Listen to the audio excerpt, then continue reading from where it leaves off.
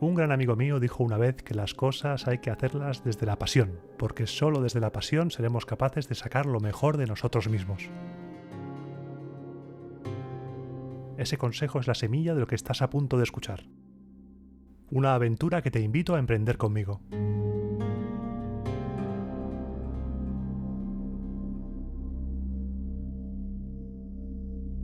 Descubre la historia de Roma, los años de la monarquía, la república, el imperio.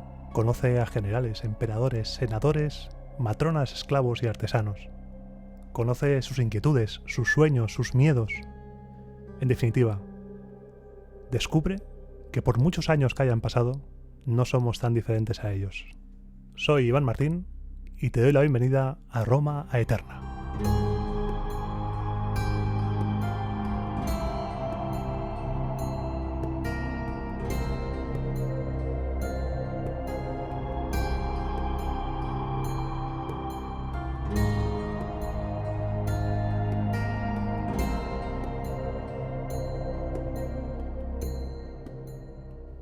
A la hora de abordar la historia de Roma desde su fundación, tenemos dos caminos a seguir.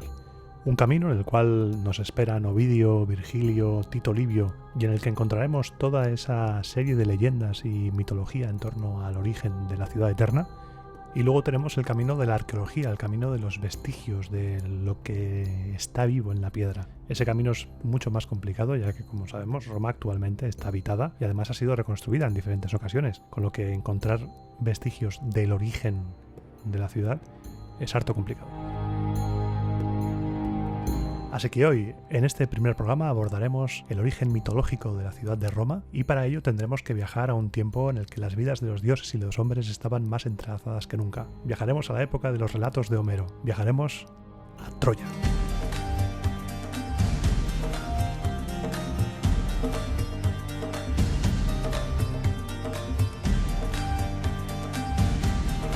Nuestra historia empieza en Dardania, una ciudad de Asia Menor fundada por Dárdano, hijo del dios Zeus, el Júpiter romano. Cuenta la leyenda que un día se encontraba el pastor Anquises, un pastor de noble cuna, pero bello como los dioses. Se encontraba apacentando su ganado tranquilamente, disfrutando de un maravilloso día, cuando la diosa Afrodita le vio y se enamoró de él.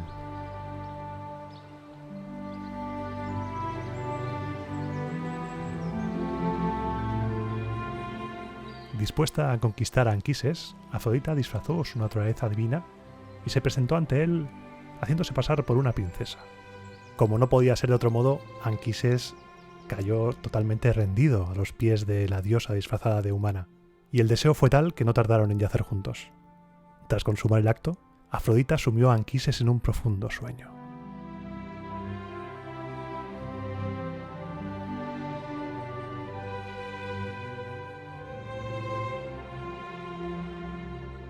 Cuando despertó, Anquises se encontró ante él a la diosa Afrodita, que se había despojado de su disfraz y se presentaba ante él en todo su esplendor divino. Como era de esperar, el pastor se asustó. Fue presa del pánico. Si se llega a saber que un humano ha yacido con la diosa Afrodita, las consecuencias pueden ser terribles. Pero Afrodita le invitó a mantener la calma y le prometió que si mantenía su relación en secreto, nada malo les pasaría, ni a él ni al fruto del amor entre ambos. Pues sí, Afrodita estaba embarazada. Esperaba un niño al que Anquises debía poner por nombre Eneas y que tenía un destino glorioso. Para ello, era imprescindible que la diosa se llevara al niño durante sus primeros 5 años de vida. Y después de esos 5 años, el niño volvería con su padre preparado para cumplir con su destino.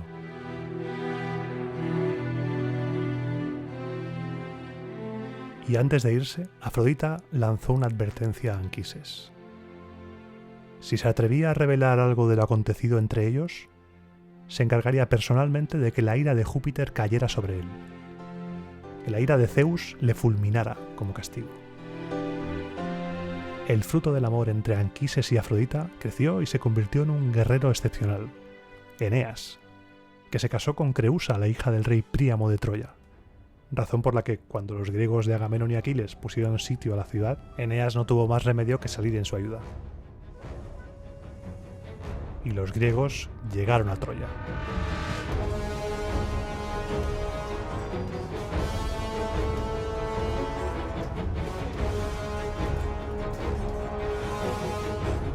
No entraremos en profundidad en lo que es la guerra de Troya, simplemente a modo de breve resumen comentar que según la Ilíada, el príncipe Paris de Troya secuestra a Helena de Grecia, la mujer más bella del mundo, y como represalia Menelao de Esparta, su marido, convoca a todos los griegos y deciden marchar sobre Troya.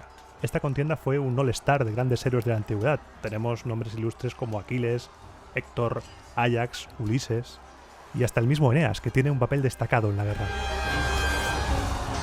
En uno de los momentos de la batalla, por ejemplo, la Ilíada nos cuenta que fue herido por una gigantesca piedra que le lanzó el griego Diomedes. Afrodita, viendo que su hijo era herido, acudió en su ayuda, pero también fue herida, con lo que tuvo que intervenir también el dios Apolo, que venció 3 veces al gigantesco Diomedes. Aquí ya vemos que Eneas no es un simple guerrero. Eneas, a pesar de ser un guerrero excepcional, tiene algo más.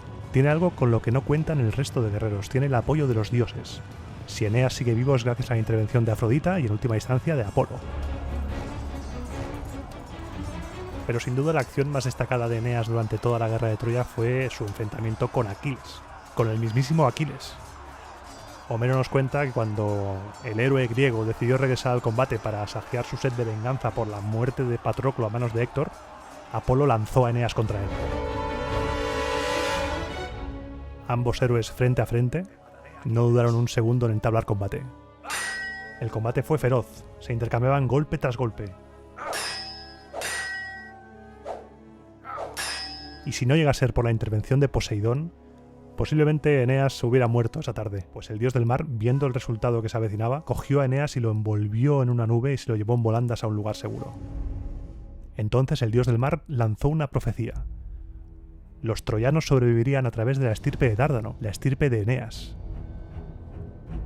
Troya sería destruida, pero Eneas se salvaría para fundar un nuevo pueblo, una nueva Troya. Un pueblo que en el futuro todos conocerían como Roma.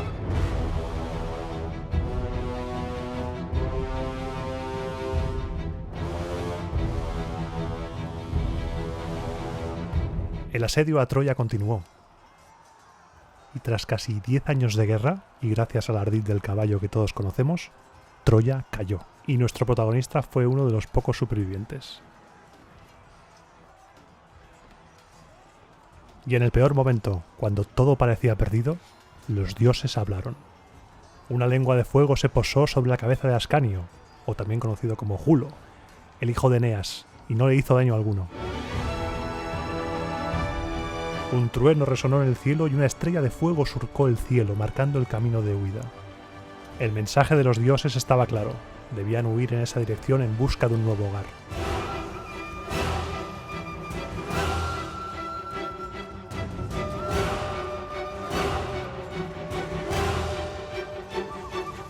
Es en ese momento en el que surge la icónica escena de Eneas huyendo de Troya, cargando con su padre Anquises y llevando de la mano a su hijo Ascanio.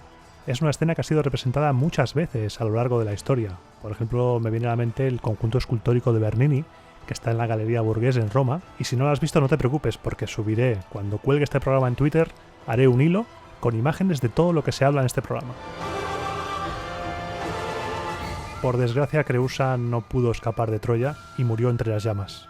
Nuestro protagonista abandona su hogar, abandona su patria, deja atrás a su amada, deja atrás los recuerdos de su tierra y pone rumbo a lo desconocido, a cumplir el destino que los dioses le aguardan, un destino que ni él mismo conoce.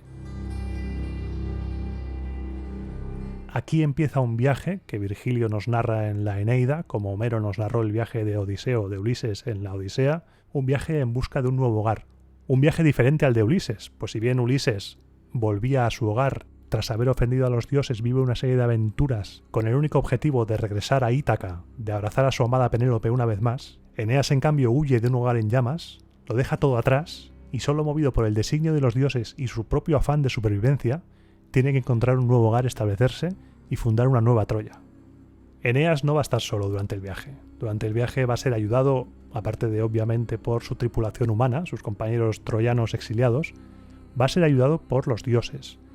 El viaje de Eneas va a ser un viaje cargado de pequeñas ayuditas de los dioses en forma de símbolos, en forma de señalización, a dónde ir, a dónde no ir. Vamos a hacer ahora un repaso de lo que fue el viaje de Eneas desde su marcha de Troya hasta que se establece definitivamente en Italia, hasta que llega a la tierra de los latinos.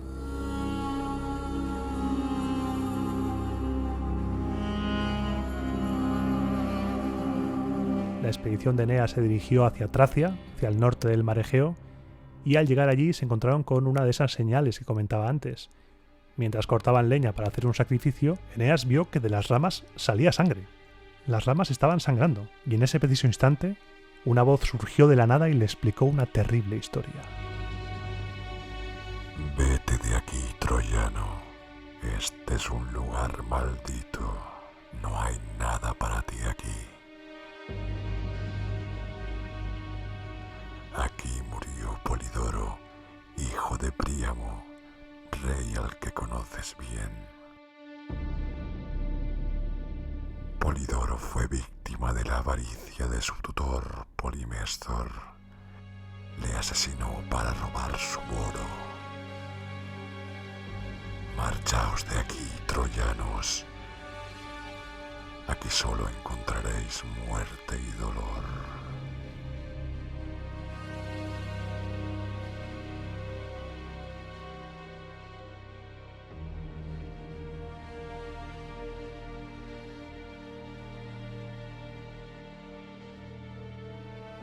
Tras ese encontronazo, y como no podía ser de otro modo, como haríamos todos nosotros, tú, yo, cualquiera, la tripulación zarpó de inmediato y puso rumbo a la pequeña isla de Delos, donde un oráculo le anunció que debía dirigirse a la tierra de sus antepasados. Pero claro, como buen oráculo, te lanza el mensaje pero no te dice la solución. Entonces, Eneas recordó que Dárdano, el fundador de su ciudad natal, procedía de Creta, así que la tripulación se iría a Creta.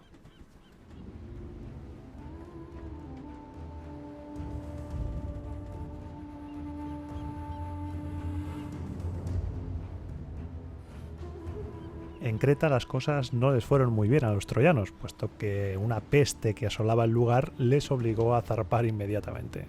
Pero antes de zarpar, Eneas tuvo una visión. Se le aparecieron los dioses familiares y le indicaron que estaba equivocado, que la tierra de sus antepasados no era Creta. La tierra de sus antepasados se encontraba en Italia y es allí donde debía poner rumbo. Es entonces cuando Eneas supo que su destino se encontraba en la península itálica.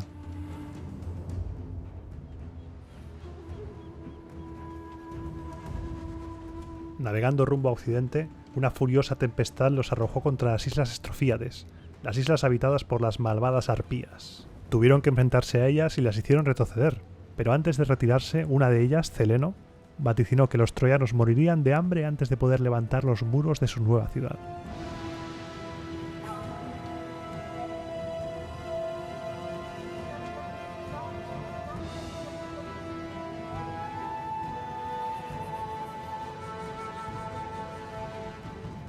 Nuestros protagonistas siguieron bordeando la costa griega hasta llegar a Butrinto, en la actual Albania, donde se encontraron con Héleno, otro de los hijos de Príamo, y este le dijo a Eneas que debía dirigirse hacia Nápoles, pues allí le esperaba la Sibila de Cumas, una sacerdotisa de Apolo que le ayudaría en su misión. Cada vez había menos dudas de que el destino de Eneas se encontraba en Italia. Fue en ese momento cuando Eneas, en lugar de pasar por el estrecho de Mesina, decidió bordear Sicilia por el sur.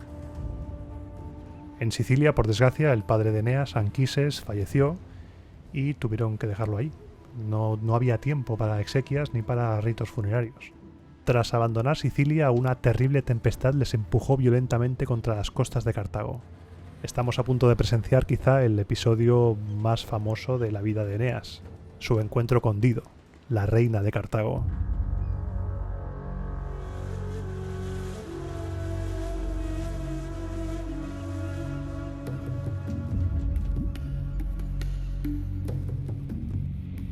Allí, Afrodita, a la sazón madre de Eneas, se le apareció y tranquilizó a Eneas. Dijo que no se preocupara, que serían recibidos con hospitalidad, incluso por la reina Dido, que no habría ningún problema.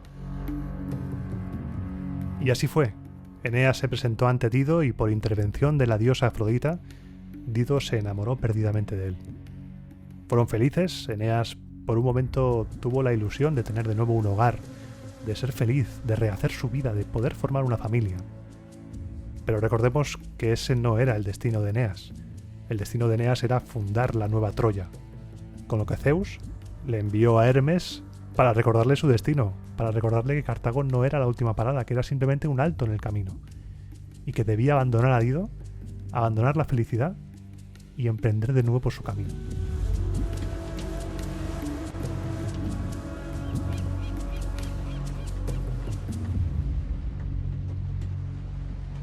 Con lo que tenemos a un Eneas que otra vez tiene que hacer las maletas, otra vez tiene que abandonar un hogar, hacer el petate y marcharse. Abandonar el hogar que había formado con Dido, donde fue feliz, donde fue amado y donde amó, y cumplir el destino que los dioses tenían reservado para él. Y Eneas abandonó Cartago.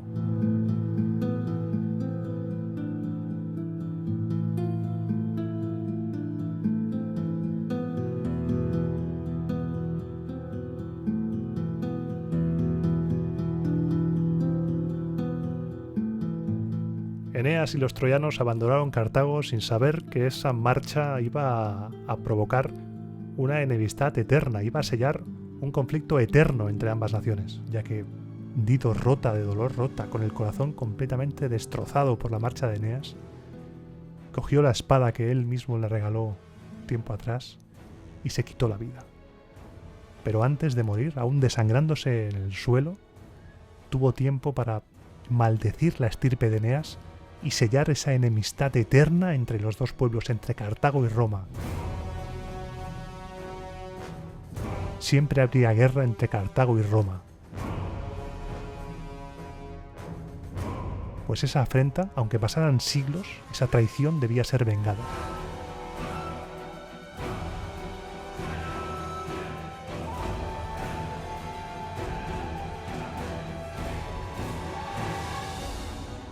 Tras salir de Cartago, la expedición de Eneas llegó a Sicilia, lugar donde un año antes había fallecido Anquises, el padre de Eneas, y lugar en el que se decidió celebrar unos juegos fúnebres en su honor. Una carrera, una lucha de boxeo, se celebró también un concurso de tiro con arco. Pero mientras se celebraban los solemnes ritos funerarios, Juno, que era enemiga acérrima de los futuros romanos, se apareció en forma de mortal e intentó conspirar con las mujeres de la expedición para provocar que incendiaran las naves, porque Juno no podía permitir que Eneas cumpliera su destino. La nueva Troya nunca debía ser fundada.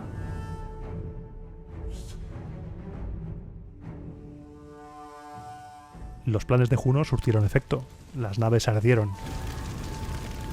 Pero Júpiter Zeus en ese momento intervino y envió una tormenta que apagó las llamas que estaban devorando las naves. Gracias a la intervención de Zeus, Eneas pudo reemprender su camino, no sin antes recibir una aparición, la aparición de la sombra de su padre, del espíritu de Anquises, que se le apareció y le comunicó que debía llegar hasta Cumas porque tenía una misión allí en Cumas. Debía convencer a Sibila para que le abriera las puertas del Hades y cruzar el inframundo, pues Anquises, su padre, le debía revelar los secretos que auguraba el futuro para sus descendientes, para la estirpe de Eneas. Eneas consiguió que la Sibila le abriera las puertas del Hades y la experiencia en el inframundo fue bastante traumática. Eneas se encontró con el barquero Caronte, pasó ante el perro Cerbero, cruzó el río Aqueronte, se encontró con la reina Dido, con la sombra de Dido, y descubrió la enemistad que Cartago y Roma tendrían. También se encontró con las almas de los suicidas, con las almas de los niños no natos. Y finalmente, tras contemplar las horribles escenas del inframundo, llegaron a los verdes campos del Elíseo, lugar donde Anquises estaba esperando a su hijo.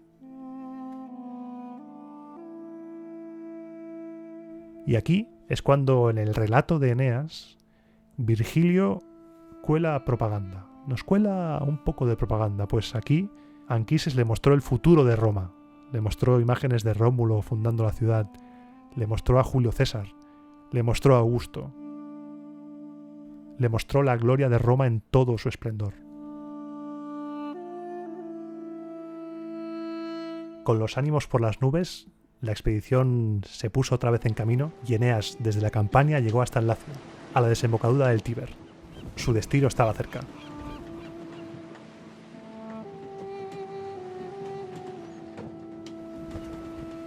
Allí desembarcaron en los dominios del rey latino, hijo de Fauno y descendiente de Saturno, fundador de la estirpe latina. Lo primero que había que dejar claro es que venían en son de paz, con lo que Eneas mandó a unos emisarios a que se presentaran ante él.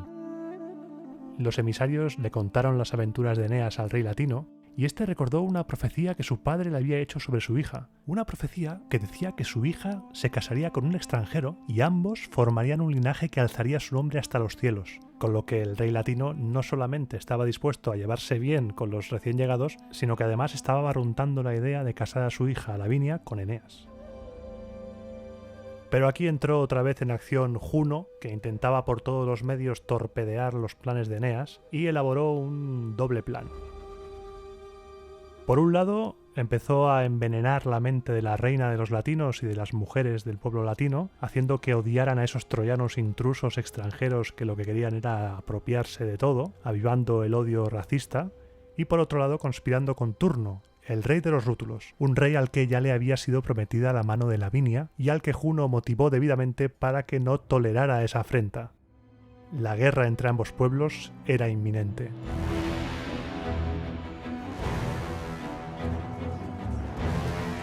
Eneas parecía un titán en el campo de batalla. Blandía armas forjadas por el mismísimo dios Vulcano, que las forjó a petición de Venus, su esposa y madre de nuestro héroe.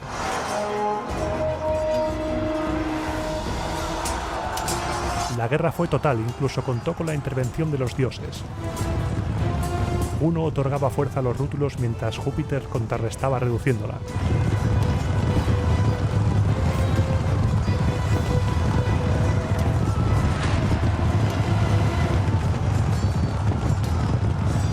Las bajas eran insostenibles, hasta el punto de que ambos bandos acordaron una tregua para poder enterrar a sus muertos.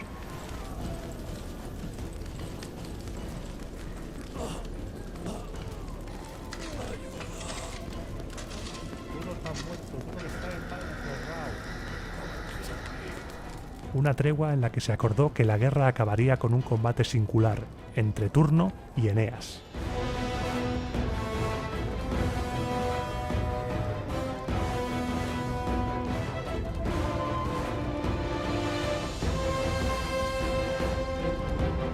Ambos bandos sabían que Turno no tenía nada que hacer contra Eneas. Eneas destrozaría a Turno en combate singular, con lo que los latinos y los troyanos ya estaban acordando cómo sería el futuro entre ambos pueblos.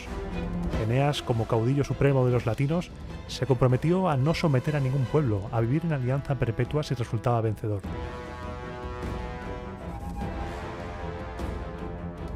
Grave error, no puedes celebrar algo que todavía no has ganado. Y no puedes acordar cosas cuando no tienes el poder, ya que puede surgir cualquier cosa, cualquier imprevisto que dé al traste con lo que estás haciendo. Aunque los dioses se mantuvieron finalmente neutrales, no así la ninfa Juturna, hermana de Turno, que se transformó en un soldado rútulo y empezó a provocar a sus compatriotas para que rompieran el pacto sagrado, para que volvieran a la lucha y vencieran a los troyanos. Venga, otra vez a la greña.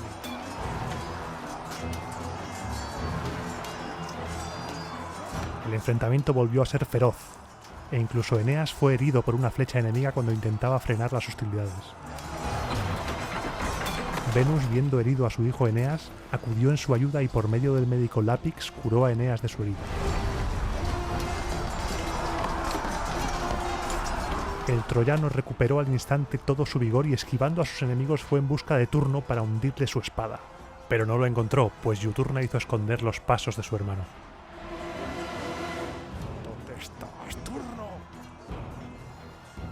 Eneas entonces decidió cambiar de estrategia. En lugar de ir a buscar a Turno, lo que haría sería atacar la desprotegida ciudadela rútula, con lo que haría salir a Turno de su escondite. Las fuerzas de Eneas se dirigieron hacia la ciudadela rútula y Turno no tuvo más remedio que salir de las sombras y aceptar el combate singular. Tras un desigual combate, Eneas hundió su espada en el pecho de Turno.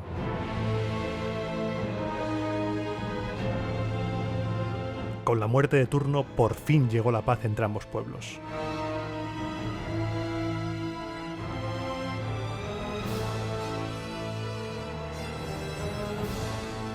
A Eneas casi se le había olvidado lo que era la paz. Tras abandonar una Troya en llamas, con todo el dolor de su corazón dejando su patria y su hogar y viajando por el Mediterráneo viviendo mil y una aventuras, por fin encontraba un lugar en el cual podía asentarse. Se casó con Lavinia y ambos fundaron la ciudad de Lavinio, cuyo nombre recibió en honor a su esposa.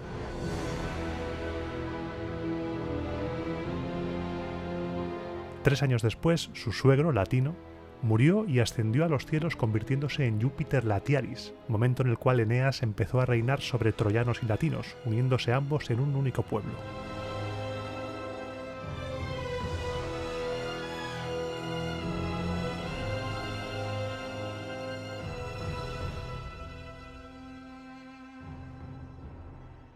A partir de aquí, intentar establecer una línea temporal sobre lo sucedido es harto complicado. Por ejemplo, Virgilio acaba su Eneida con la muerte de Turno, y no nos queda más remedio que intentar recurrir a otros autores clásicos si no queremos caer en añadidos posteriores, que los hubo. Por ejemplo, Tito Livio, en su primer libro de la historia de Roma desde su fundación, Ab Urbe Condita, nos habla de la situación política que se estaba viviendo en ese momento. Y es él quien hace mención a la unificación entre ambos pueblos, entre latinos y troyanos, para evitar disensiones, para evitar una posible rebelión debido a la desigualdad entre el trato que se le podía dispensar a los troyanos originales de la expedición de Eneas y los aborígenes. Lo que conseguía Eneas con esta jugada es que todos cerraran filas en torno a él. Porque el mismo Tito Livio nos cuenta que no todo era paz en la zona, sino que también había toda una serie de potencias, sobre todo el poder de Etruria se cernía sobre los latinos, y es en una campaña contra este pueblo donde Eneas encuentra su muerte. Tito Livio nos explica que presentó batalla a Eneas contra Etruria y durante la batalla cayó en combate. Se cuenta que Eneas fue enterrado a orillas del río Numicio y que Venus lo recibió consigo entre los dioses del Olimpo, transformándose en el dios al que llaman Júpiter Índiges.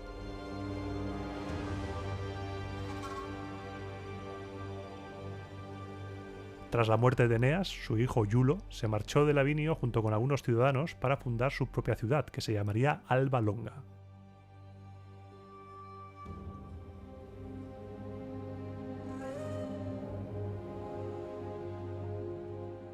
Pero de lo que sucedió en Alba Longa hablaremos en el siguiente programa, pues el viaje de Eneas acaba aquí. Un servidor que te habla, Iván Martín, te agradece profundamente que te hayas quedado hasta el final del programa y espero que lo hayas disfrutado tanto como yo haciéndolo, y te invito a suscribirte a nuestro podcast y a seguirnos en Twitter en @RomaEternaFM, que es donde encontrarás todo tipo de hilos, curiosidades, noticias y memes sobre Roma, y también en donde podrás preguntarnos cualquier cosa. Me despido y te espero en el siguiente programa de Roma a Eterna.